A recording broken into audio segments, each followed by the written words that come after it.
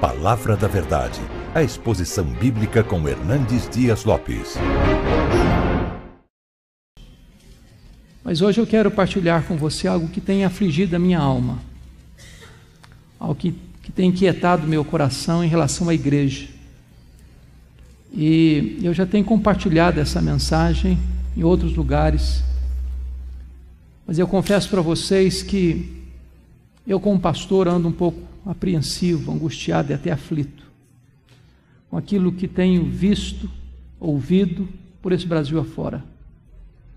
Deus me tem dado o privilégio de em mais de 1000 igrejas, das mais diferentes matizes denominacionais, e parece-me que este diagnóstico está presente na vasta maioria das igrejas. E eu hoje gostaria de trazer esse desafio para o seu coração. Eu quero que você abra comigo então sua Bíblia em Apocalipse, capítulo 1, e nós vamos ler dos versos 9 a 13. Apocalipse 1, 9 a 13.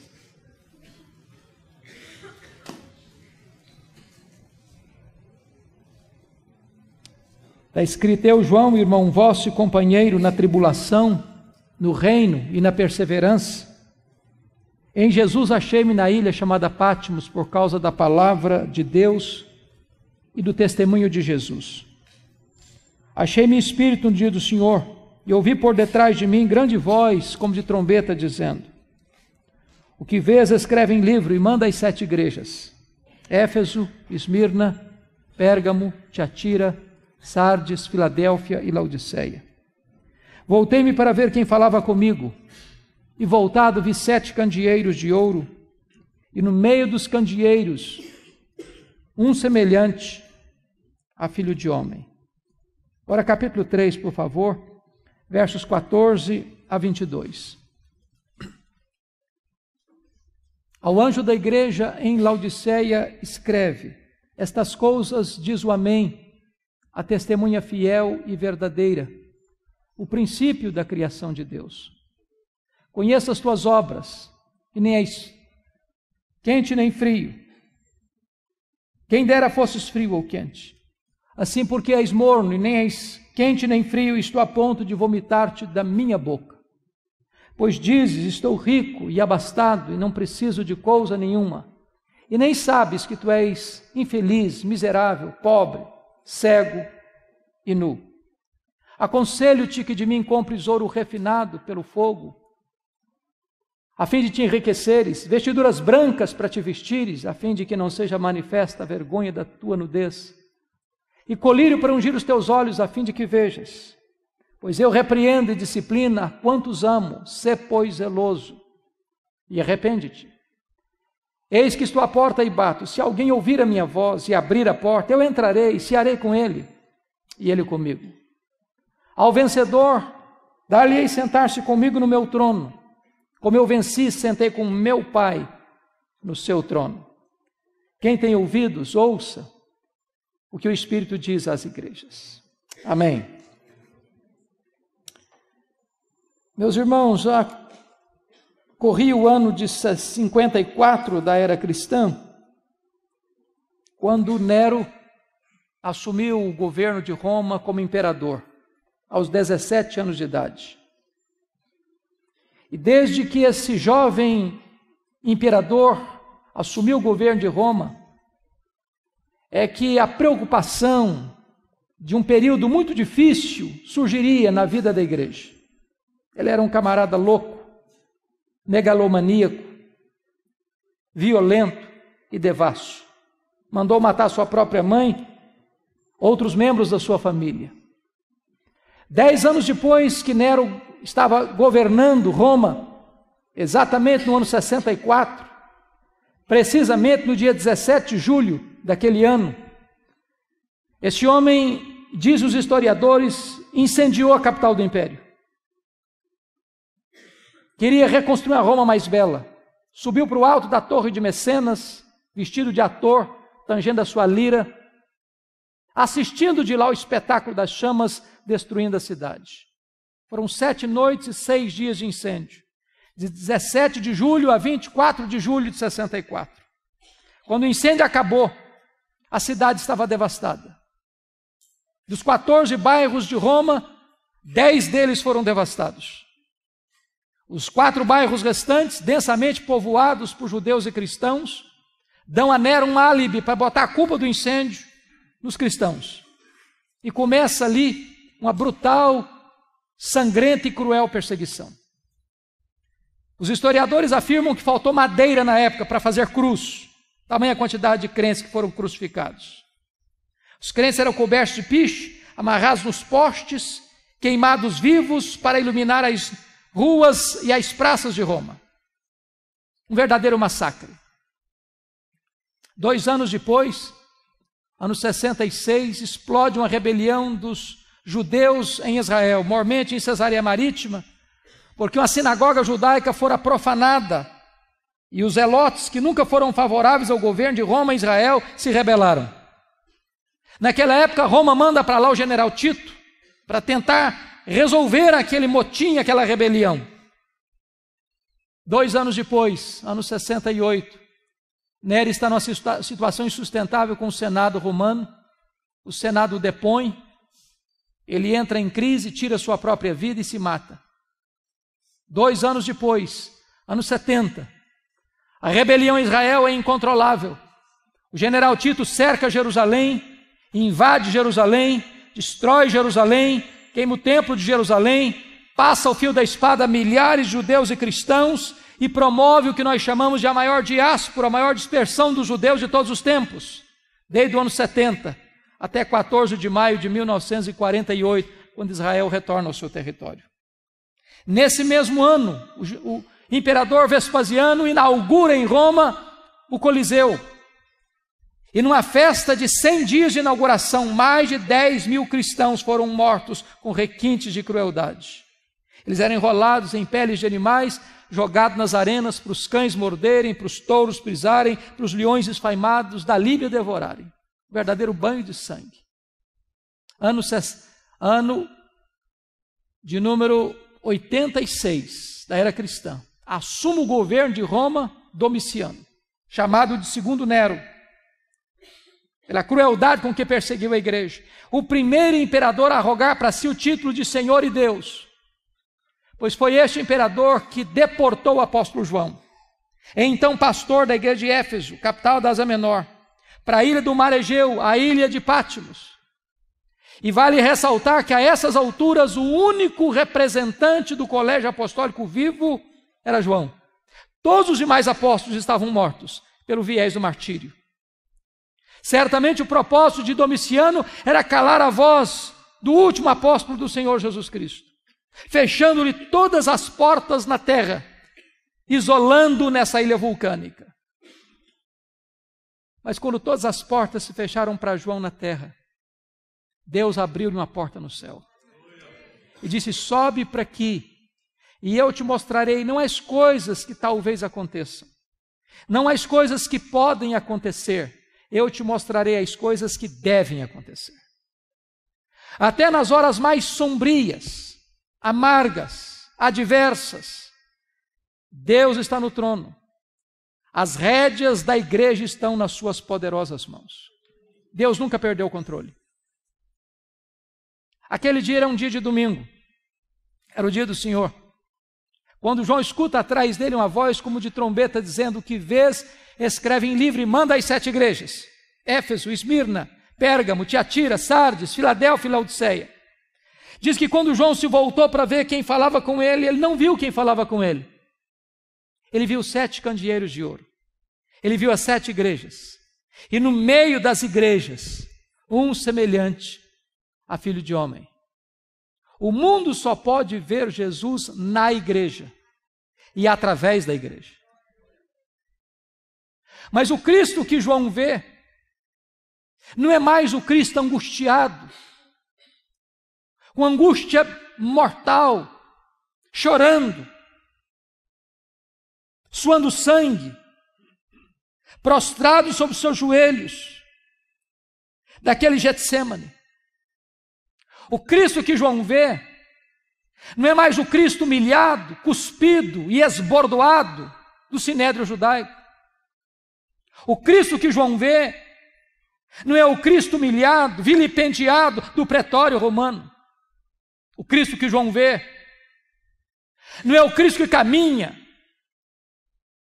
carregando uma cruz pesada debaixo dos apupos e vaias de uma multidão ensandecida, tresloucada, sangue sedenta. O Cristo que João vê não é o Cristo suspenso entre a terra e os céus, pregado naquela cruz. O Cristo que João vê é o Cristo da glória, é o Cristo vencedor, é o Cristo onipotente. Diz o texto que seus cabelos não estavam mais cheios de sangue e poeira, mas eram brancos como a neve, como a lã. Seus olhos não estavam mais empapuçados de sangue, mas eram como chamas de fogo.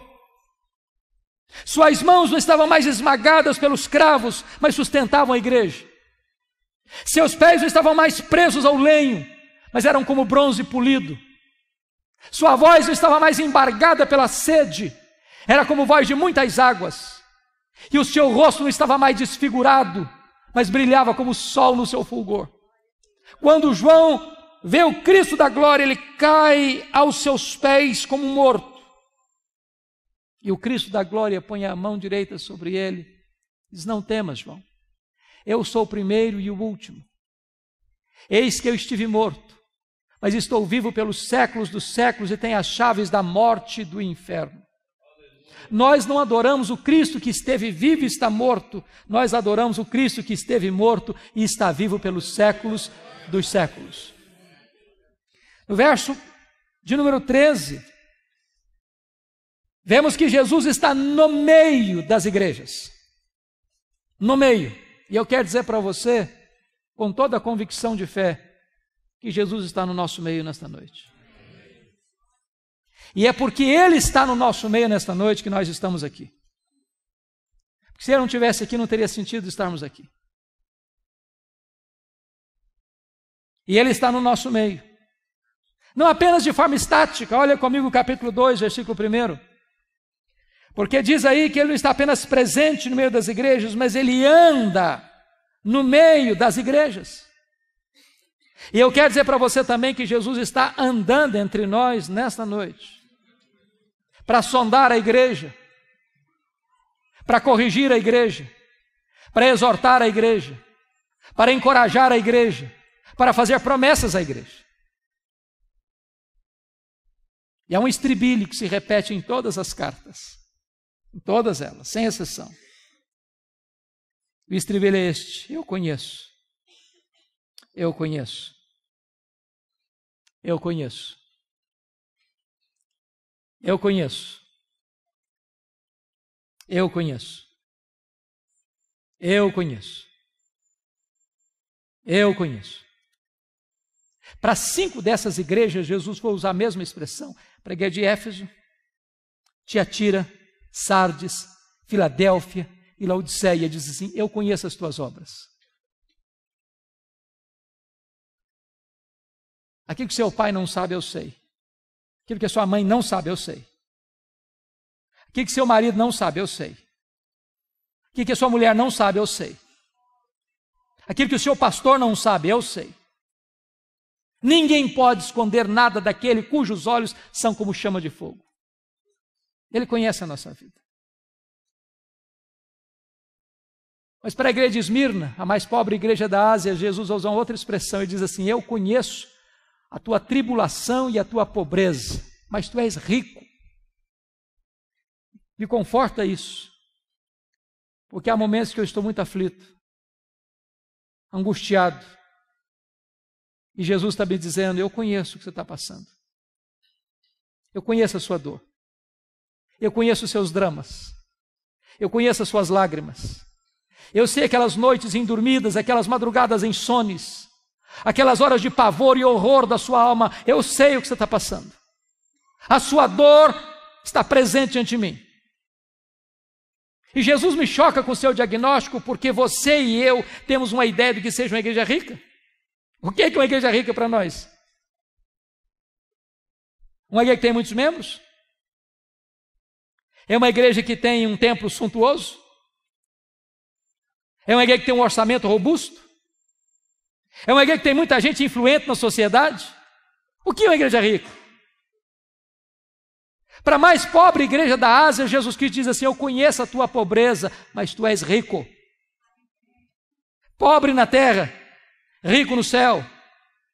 Pobre financeiramente, rico espiritualmente. Rico diante dos homens, pobre diante de Deus. Esse era o diagnóstico de outra igreja, a igreja de Laodiceia. Aquela igreja tinha a melhor autoestima da Ásia. Aquela igreja se olhava no espelho e dava nota máxima para si mesma. Aquela igreja batia palma para ela mesma. Aquela igreja formava um grande coral e cantava o hino com grande és tu diante do espelho. Aquela igreja dizia: eu sou rica, abastada, não preciso de nada. E Jesus Cristo olha e faz um outro diagnóstico: não, tu és infeliz, miserável, pobre, cego e nu.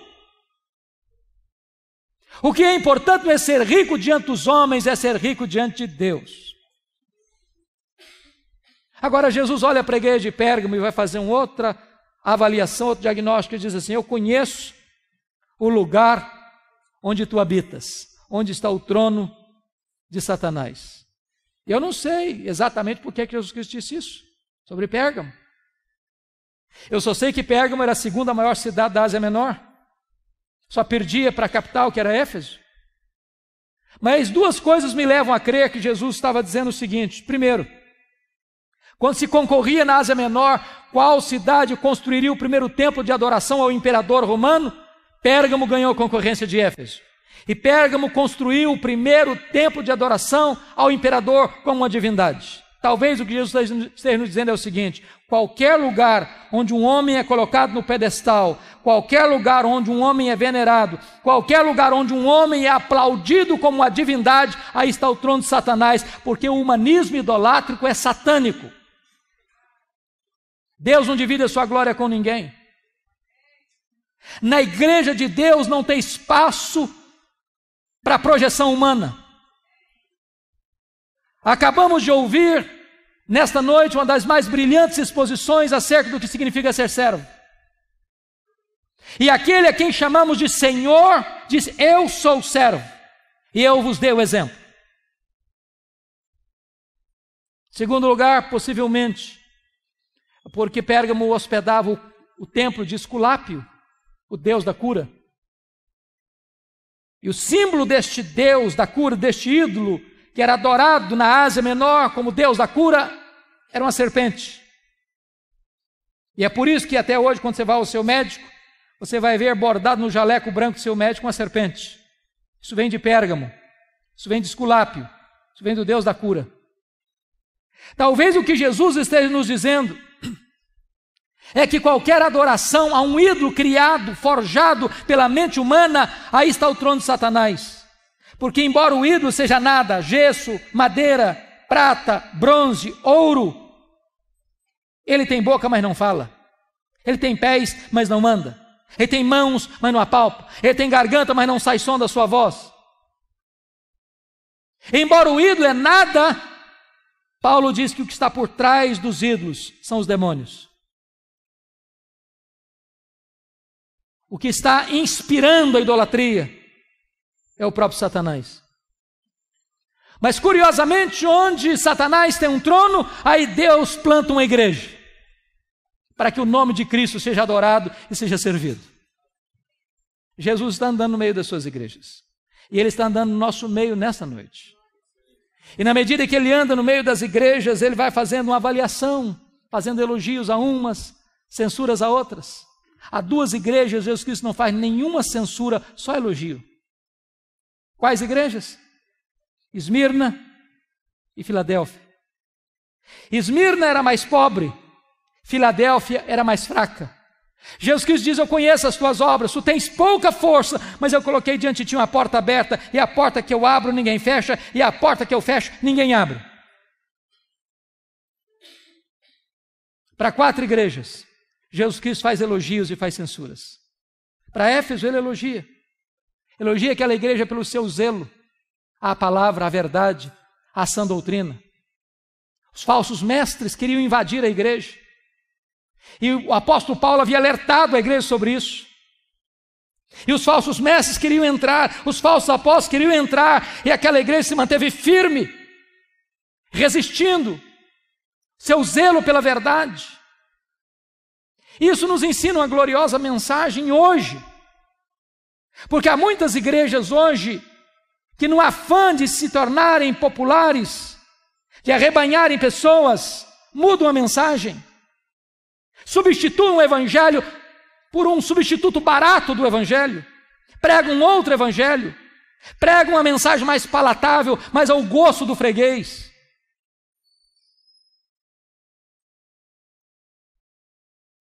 E é preciso dizer com todas as letras que o nosso papel não é sermos populares, mas sermos fiéis. Nós não temos o direito de mudar a mensagem para agradar as pessoas. Nós não fomos chamados para sermos artistas, mas para sermos servos. E Jesus elogia aquela igreja pela sua fidelidade. Nenhuma igreja que transija com a verdade de Deus pode agradar o Deus da palavra. Mas Jesus se dirige a esta mesma igreja e diz assim: eu tenho uma coisa, porém, contra ti, é que tu abandonaste o teu primeiro amor. E aqui me vem um grande risco, porque às vezes na defesa da verdade a igreja pode perder a piedade. Conserva a sua ortodoxia, mas perde o seu fervor. Conserva a sã doutrina, mas perde o seu entusiasmo. É ortodoxa de cabeça, mas é herege de conduta. Tem fogo na mente, luz na mente, como dizia Jonathan Edwards, mas não tem fogo no coração. Isso é dramático. Dramático. Talvez nas nossas chamadas igrejas históricas, graças a Deus, a gente não vê heresia. Muito raramente você vê uma heresia pregada, mas também falta fervor. Como dizia John Wesley aos seus alunos: meus filhos, ponham fogo no seu sermão, ou então põe o seu sermão no fogo.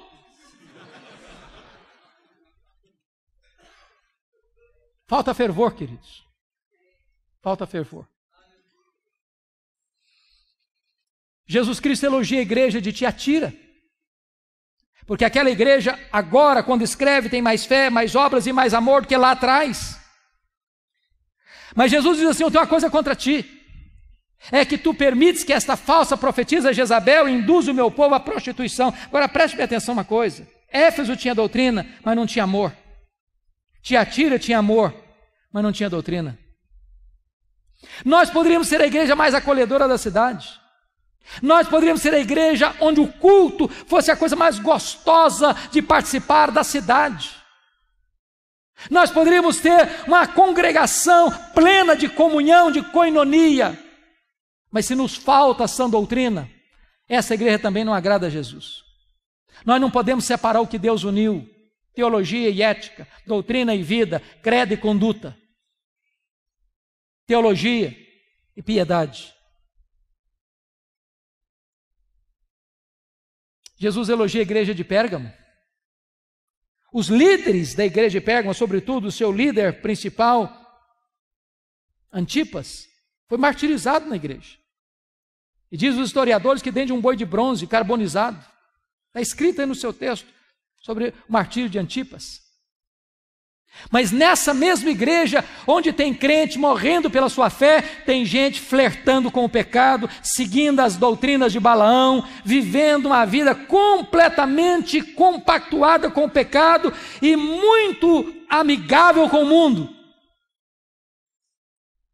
Isso me deixa perplexo.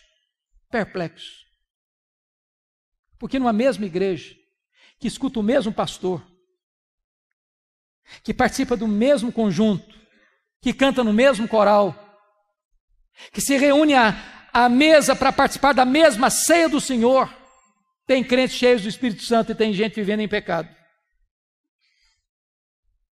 Tem gente andando com Deus e tem gente apenas imitando a fé cristã.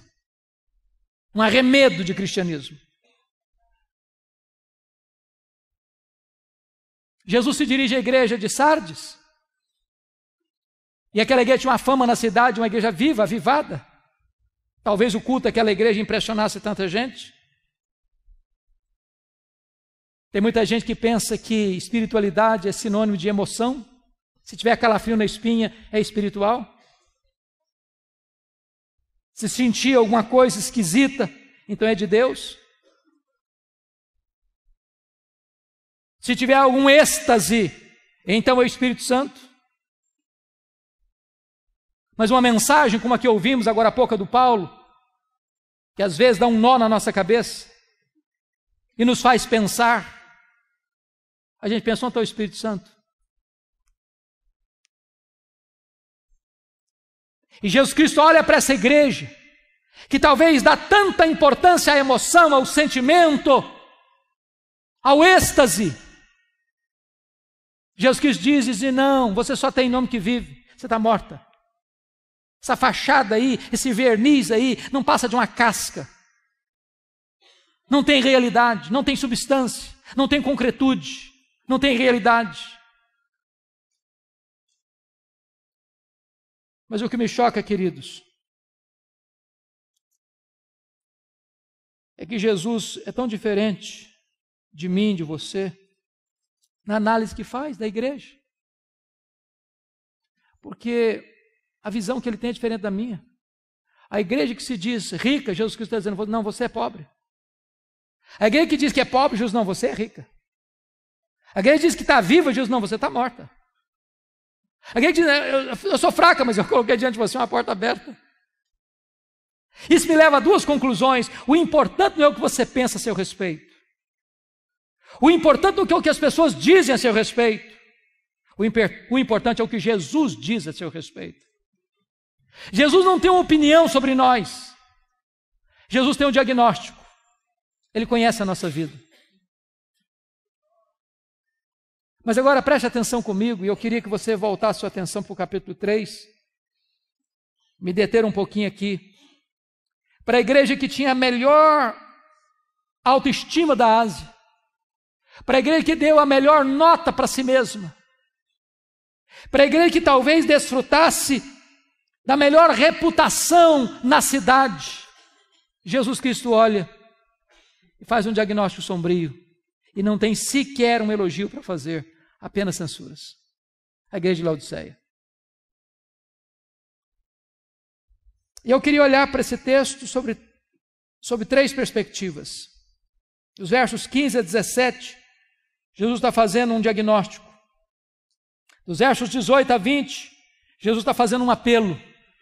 Dos versos 21 e 22, Jesus está fazendo uma promessa. E eu não sei se você já parou para perguntar por que Jesus usou as figuras que usou aqui nesse texto. Frio, quente, morno, ouro puro, vestes brancas, colírio. Será que foi casualmente? Fortuitamente? Absolutamente não. Jesus era fiel e Jesus era relevante. Jesus conhecia o texto, Jesus conhecia o contexto. Jesus conhecia a palavra e Jesus conhecia o povo. Jesus conhecia o evangelho e Jesus conhecia a cultura. Jesus conhecia a geografia, Jesus conhecia o contexto em que aquela igreja estava e pegou todas estas coisas e tornou as ferramentas úteis para a comunicação eficaz do evangelho. Jesus não era daquele tipo de pregador que dava respostas a perguntas que não eram feitas. Jesus era oportuno. Talvez você tenha perguntado, mas por que ele usou essas figuras? Frio, quente, morno. Temos que entender a geografia. Você sabe que Laodiceia ficava e fica na região chamada Vale do Rio Lico. E neste vale há 3 cidades próximas, 9 quilômetros uma da outra. Hierápolis, Colossos e Laodiceia. Hierápolis era mundialmente conhecida pelas suas fontes de águas quentes. Era a nossa Caldas Novas brasileira. Ali uma montanha chamada Castelo de Algodão, de rochas brancas calcárias, onde as águas brotam quentes, cálidas. e vão descendo naquela montanha, formando piscinas e cascatas, e aqueles lugares de piscinas naturais, pessoas vinham e vêm até hoje para tomar seus banhos terapêuticos ali e curar as suas doenças. Do outro lado do rio Lico ficava Colossos, curiosamente conhecida pelas suas fontes de águas frias, geladas, também terapêuticas. Laodiceia, a maior cidade, não tinha fontes nem de águas quentes, nem de águas frias. As águas que chegavam em Laodiceia vinham das montanhas por meio de aquedutos e chegavam lá mornas, tépidas, impróprias para beber, impróprias para uso terapêutico. Jesus pega este gancho da geografia e diz para a igreja: quem dera tu fosses quente com mais águas de Herápolis, quem dera tu fosses fria com mais águas de Colossos, mas porque tu és morna com mais águas que chegam na cidade, eu estou a ponto de vomitar-te da minha boca. Por que Jesus usou a figura do ouro puro? Porque Laodiceia era o maior centro bancário da Ásia Menor, era a cidade dos endinheirados. Jesus está dizendo: vocês se orgulham do ouro que vocês têm, mas espiritualmente vocês estão pobres. Por que Jesus usou a figura das roupas alvas? Porque Laodiceia era o maior centro têxtil da Ásia Menor. Jesus está dizendo o seguinte: vocês se orgulham das suas fábricas de roupas, mas espiritualmente vocês estão nus. Por que Jesus usou a figura do colírio? Porque Laodiceia era o maior centro oftalmológico da Ásia Menor. Jesus está dizendo: vocês se orgulham das suas clínicas de tratamento de olhos, mas espiritualmente vocês estão cegos. O que Jesus está fazendo? Um diagnóstico. Mas sabe o que me impacta nesse texto? Não é o que Jesus vê, é o que Jesus não vê nessa igreja. Me choca isso. Porque a igreja que mais recebeu censura de Jesus e nenhum elogio, não recebe de Jesus nenhuma censura por problemas teológicos, doutrinários. Não tem falsos apóstolos lá, não tem falsos mestres lá, não tem Jezabel lá, não tem doutrina de Balaão lá, não tem os nicolaítas lá, não tem os falsos apóstolos lá. Aquela igreja não está sendo atacada por heresias nem por falsos mestres. Diríamos hoje que Laodiceia seria uma igreja ortodoxa. E uma igreja ortodoxa está recebendo de Jesus a mais severa censura. Eu estou a ponto de vomitar da minha boca. Leia as cartas e vocês ficarão chocados. Não há nenhuma censura de Jesus de problemas morais na igreja de Laodiceia. Havia problema moral na igreja de Pérgamo, havia problema moral na igreja de Tiatira, havia problema moral na igreja de Sardes. Nessa igreja não há nenhuma denúncia de escândalos, de pecados. A igreja tinha uma boa reputação diante do espelho e aos olhos da sociedade. Diríamos hoje, a igreja de Laodiceia era uma igreja ética. Leia as cartas e vocês não verão qualquer denúncia de Jesus de pobreza. Havia pobreza em Esmirna, havia pobreza em Filadélfia. Essa igreja é rica. Os teólogos da prosperidade não fariam sucesso lá, todo mundo já era rico. Essa igreja era próspera. Leia as cartas e você não verá qualquer denúncia de Jesus de problemas de perseguição. Havia perseguição religiosa em Éfeso, havia perseguição política em Pérgamo. Essa igreja está em paz. E eu confesso para vocês uma coisa: se eu morasse lá, naquela ocasião, eu queria ser membro da igreja de Laodiceia. Era a melhor igreja. A melhor igreja. Definitivamente a melhor igreja. Ela era ortodoxa, ela era ética, ela era próspera, ela estava em paz. E eu quero dizer para você, em nome de Jesus, nesta noite, que a ortodoxia é boa, necessária, insubstituível. Eu quero dizer para você que a ética é necessária, que ela é boa, que ela é insubstituível. Eu quero dizer para você que a prosperidade é uma bênção de Deus. E a maioria de nós que está aqui tem mais do que necessita para viver. Eu quero dizer para você que viver em paz é uma bênção. Mas não é suficiente. Não é suficiente. Então nos resta uma pergunta: qual o diagnóstico que Jesus Cristo faz a essa igreja que tanto angustia, que lhe provoca tanto desconforto? Só um diagnóstico, só um: falta de fervor espiritual. E falta de fervor espiritual pode existir numa igreja ortodoxa, numa igreja ética, numa igreja próspera, numa igreja que está em paz. E eu confesso para vocês que a percepção que eu tenho é de que este é o problema da igreja evangélica brasileira. Falta brilho nos olhos, irmãos. Falta entusiasmo. Falta paixão. Falta fervor. Falta quebrantamento. Falta arrependimento. Falta choro pelo pecado. Falta sede da palavra. Falta compromisso com a oração. Falta engajamento na missão. Falta avivamento espiritual. Você olha, às vezes, você vê um marasmo. Marasmo. Há poucos dias uma pessoa me abordou depois do culto no corredor e disse: pastor, eu não posso entender. Um culto onde a palavra foi tão forte, tão poderosa, tanto quebrantamento, quando você vai para o pátio da igreja, o papo é outro, é como é que ficou o resultado do jogo, e etc, não tem mais nada com Deus, aquilo não mexeu com a vida, aquilo não tocou o coração, aquilo não transformou coisa nenhuma.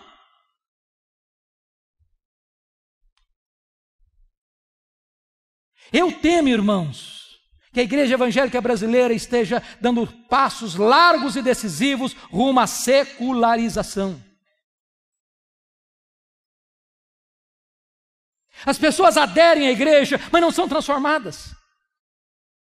Há muito ajuntamento, mas pouco quebrantamento, muita trovoada, mas pouca chuva, muitas folhas, mas poucos frutos.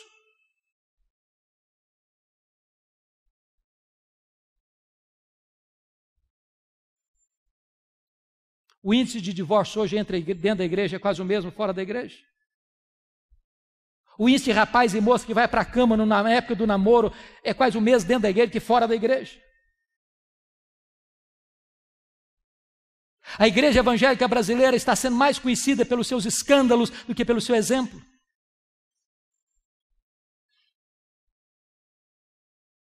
Hoje, eu conheço igrejas protestantes, históricas, reconhecidas,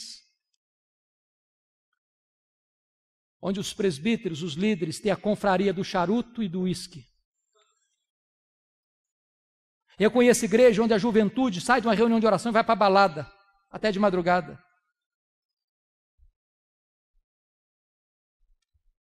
Há poucos dias um pastor me disse chorando: a minha denominação esse ano não batizou um crente por igreja, em média, durante o ano. Estive pregando em São Paulo há poucos dias e um pastor me disse que no seu presbitério a média de pessoas recebidas naquele ano foi um membro por igreja no ano. Há 15 dias estava pregando lá em Pinheiros e uma pessoa se aproximou de mim e disse: pastor, eu pertenço a um presbitério, o reduto do conservadorismo em São Paulo, e o nosso presbitério demorou 23 anos para plantar uma igreja. E nós temos boas desculpas teológicas para isso.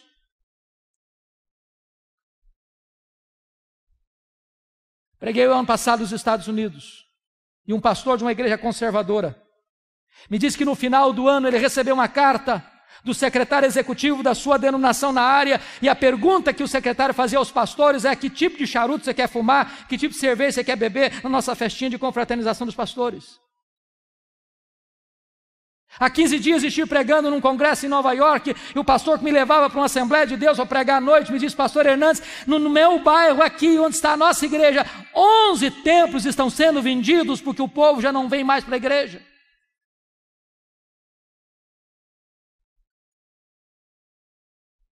Falta fervor, queridos.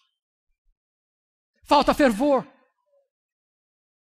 Há um marasmo, há uma sequidão, há um deserto, há uma mesmice, há uma falta de paixão, de entusiasmo com as coisas de Deus. E nós estamos nos olhando no espelho e nos achando o máximo.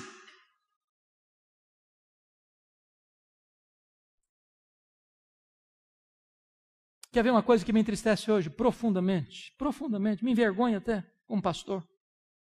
As nossas festas de casamento. Eu não sei como é que está acontecendo na sua região, não, mas na minha região, pelo Brasil afora, eu escuto os pastores aflitos com isso. Você faz um culto na igreja, é uma bênção, uma mensagem maravilhosa, uma música maravilhosa, você sai do culto, você sai do templo, vai para um cerimonial, lá o pau quebra, o pau quebra, o pau quebra. A música que rola lá não tem nada a ver com Deus mais. Bebida alcoólica, você serve todas. As luzes se acendem e viram uma boate moderna, e o povo de Deus cai na pista de dança e volta para casa bêbado, com as pernas bambas. Olha para o retrovisor e veja as igrejas que entraram por esse caminho, onde foram parar. Ou a igreja tem a coragem de botar o pé no freio, ou nós entraremos num processo de secularização irremediável. Jesus está no meio da sua igreja. Ele tem o diagnóstico na sua mão. Eu conheço as tuas obras. Depois desse diagnóstico, Jesus Cristo tem um apelo a fazer. E ele é tão maravilhoso, e tão doce, e tão terno, que ele começa o apelo assim no verso 18. Aconselho-te. Eu podia mandar, mas dá conselho. Aconselho-te. Que tu compres de mim ouro refinado pelo fogo para te enriqueceres. Vestiduras brancas para te vestires, a fim de que não seja manifesta a vergonha da tua nudez, e colírio para ungir os teus olhos, a fim de que vejas. E Jesus está nos dando a pista aqui. Aconselho-te que tu compres de mim. Que tu compres de mim. Que tu compres de mim. Porque eu conheço você também muitos pastores, muitos líderes, muitas igrejas e até denominações que se perderam na busca do fervor e entraram por caminhos estranhos, de falsas doutrinas, de experiências perigosas, e se desencaminharam. E Jesus está nos dizendo o seguinte: o único que pode restaurar o fervor no nosso coração é o próprio Senhor Jesus. Nós não temos que correr atrás das últimas novidades do mercado da fé, nós temos que nos voltar para Jesus, é Ele quem aquece o coração. Quando aqueles discípulos de Emaús tiveram um encontro com Jesus e os seus olhos foram abertos, o coração aqueceu. Porque quando os olhos se abrem e o coração aquece, também os pés se apressam.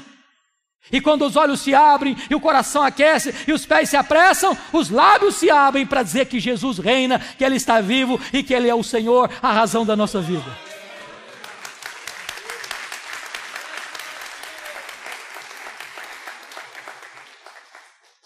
Quando chega no verso 19, Jesus tem uma afirmação a fazer e uma ordem a dar. Ele diz assim: eu repreendo e disciplino a quantos amo. E tem hora, queridos, que pregar sobre esse texto constrange profundamente. Profundamente. Porque Jesus está pegando muito pesado.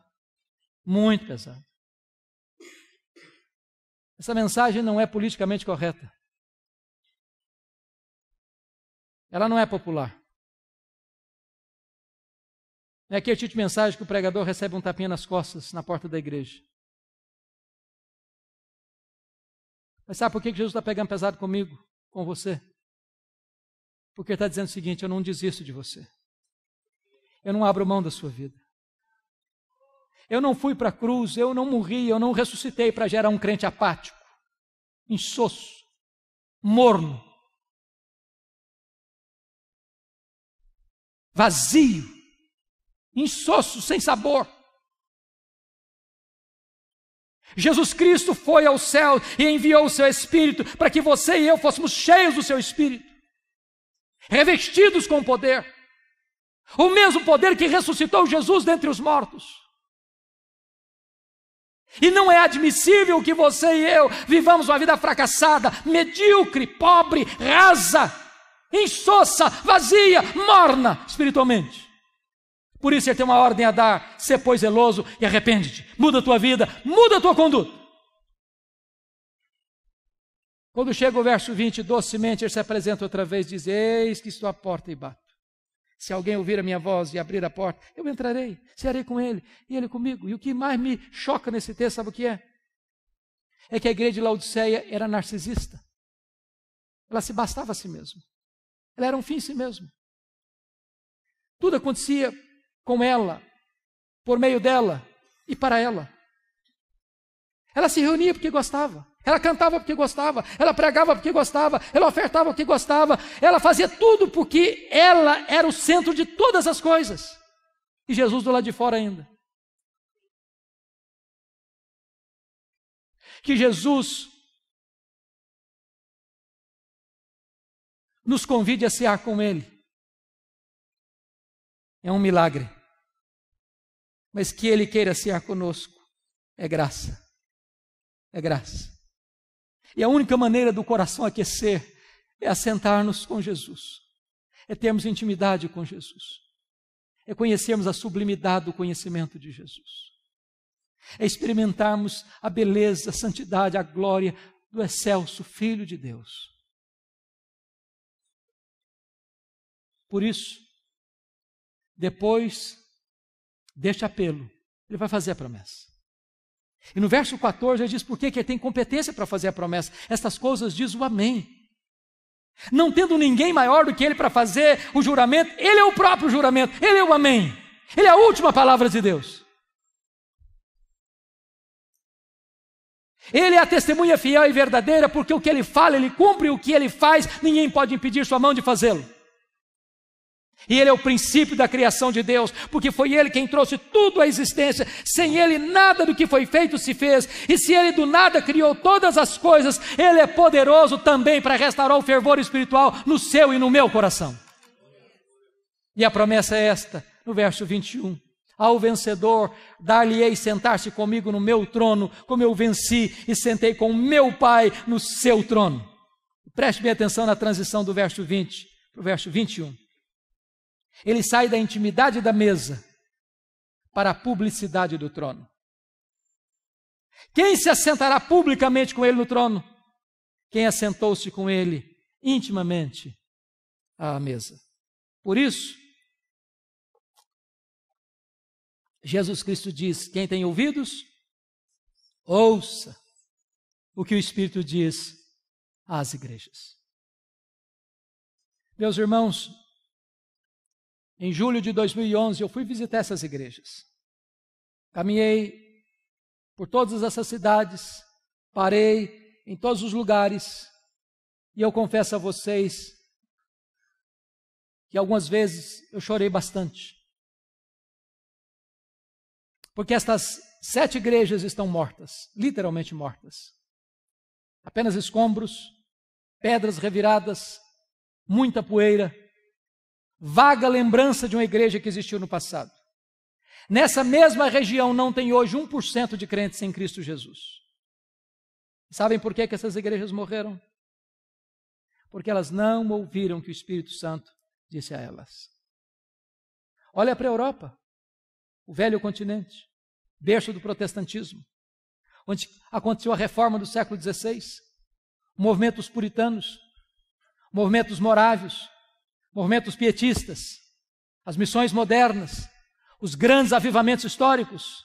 Hoje a Europa é um continente pós-cristão. Eu estive o ano passado pregando em Genebra, aquela cidade que já foi considerada uma maquete do reino de Deus na terra. Hoje não tem vestígio de cristianismo em Genebra.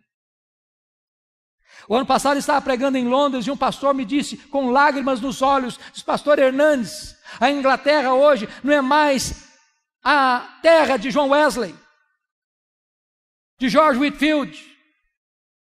A Inglaterra hoje não é mais a Inglaterra de William Carey, de William Wilberforce. A Inglaterra hoje não é mais o país de Charles Haddon Spurgeon, de Charles Ryle. A Inglaterra hoje não é mais o país de Mark Lloyd Jones e de John Stott. A Inglaterra hoje é o país de Richard Dawkins, o patrono dos ateus. Os nossos templos estão sendo vendidos e transformados em boates, em museus, em mesquitas muçulmanas. Sabe por que as igrejas estão morrendo na Europa? Porque elas não estão ouvindo o que o Espírito Santo diz a elas. Olha para a América do Norte, onde você tem tantas chamadas dead churches, igrejas mortas, templos enormes, vazios.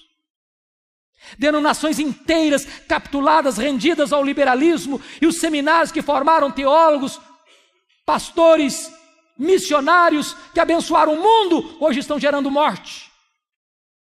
Denominações inteiras perdendo centenas, milhares de membros todos os anos, todos os anos, todos os anos. Denominações que, não obstante, preservem a ortodoxia, estão minguando. Você entra na igreja e vê algumas cabecinhas brancas, mas a juventude já foi embora da igreja. Porque, embora conserve a ortodoxia, perderam o fervor. Como disse para vocês, apenas num bairro de Nova York, 11 templos vendidos, porque não tem mais gente para frequentar. Sabe por que as igrejas estão morrendo na América do Norte? Porque elas não estão ouvindo o que o Espírito Santo diz a elas. Olha para o Brasil, queridos. Olha para o Brasil, onde você já tem denominações capituladas ao liberalismo, perdendo membros ano após ano, minguando, paradas, estagnadas. Onde você tem outros redutos lotados de multidões e multidões, mas não tem evangelho, mas não tem boas novas, mas não prega sobre arrependimento, mas não se prega sobre justificação pela fé, não se prega sobre regeneração, não se prega sobre as glórias por vir. Olha para as denominações, que embora algumas conservem a ortodoxia, mas perderam o fervor, perderam o entusiasmo. Meus irmãos, a cada 3 gerações uma igreja pode correr o risco de entrar num processo de secularização. Aquela geração que nasceu lá no Egito, morreu no deserto. Aquela segunda geração que nasceu no deserto, entrou na terra prometida. Mas aquela geração que nasceu na terra prometida, a terceira geração, já não conhecia Deus mais. Talvez os nossos avós foram mais crentes que os nossos pais. Talvez os nossos pais foram ou são mais crentes do que nós. Talvez nós estamos sendo mais crentes que os nossos filhos. Se Deus não tiver misericórdia, os nossos netos podem herdar uma igreja fria, apática, secularizada. A minha oração e o clamor da minha alma é que Deus nos desperte, é que Deus nos inflame, é que Deus nos aqueça, é que Deus nos traga de volta a pureza do Evangelho, a beleza do Evangelho, a glória do Evangelho. Que nós não nos contentemos apenas em defendermos a ortodoxia, mas que nós tenhamos o coração cheio de fogo. Que a igreja se prostre para buscar a Deus, experimentar um poderoso reavivamento espiritual. Para que a igreja, ainda que pareça hoje, em alguns lugares, como um vale de ossos secos, Deus possa soprar com o seu Espírito, tirar as cinzas, acender as brasas e levantar um fogo santo. Que Deus tenha misericórdia de nós. Que Deus restaure a nossa sorte. Amém. Vamos orar juntos, queridos. Vamos orar juntos. Se você quiser vir aqui à frente orar comigo, tiver liberdade de fazer isso, pode vir, vamos buscar a Deus.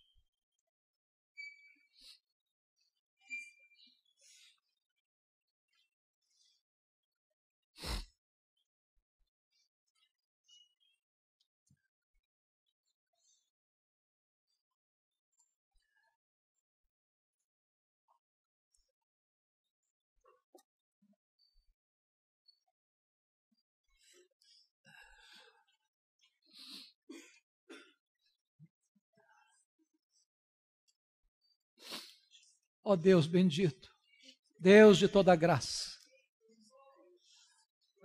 nós precisamos de Ti, Deus, nós precisamos de Ti. Nós não queremos viver os dias da nossa vida sem experimentar verdadeiramente a plenitude do Evangelho na nossa vida. Não queremos apenas olhar pelo retrovisor e ver as maravilhas que Tu já fizeste no passado. Tu és o mesmo Deus. Faz de novo, Senhor. Faz de novo, Deus. Visita a Tua igreja. Restaura a Tua igreja. Reaviva a tua igreja. Levanta aqueles que estão caídos.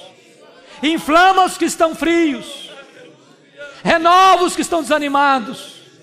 Apruma os que estão frouxos da fé. E dá vigor à tua igreja, para que ela viva na plenitude da tua graça, sendo uma igreja santa, pura, vigorosa, ousada, comprometida e fiel. Manifesta a tua glória, Senhor, e restaura a nossa sorte, em nome de Jesus, para a glória de Jesus. Aleluia. Amém. Graças a Deus. Deus abençoe, amados, em nome de Jesus. Palavra da Verdade, a exposição bíblica com Hernandes Dias Lopes.